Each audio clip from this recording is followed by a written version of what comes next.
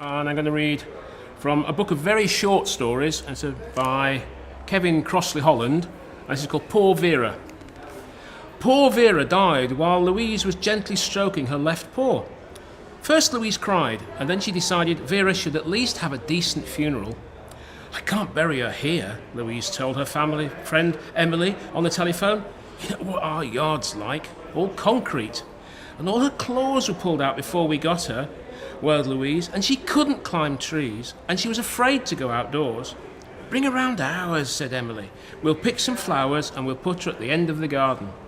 So before her mother or father got home, Louise set off to meet Emily at the supermarket, carrying a plastic bag with Vera inside it, lightly covered with tissue paper.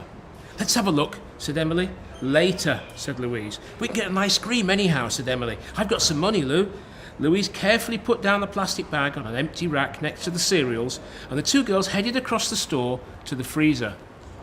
"How about Kit Kats then?" said Emily, "in memory of Vera."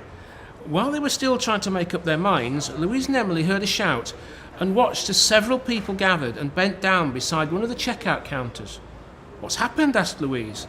Then they saw, on the stone floor, lay a very big woman, very big, spread eagled like a starfish.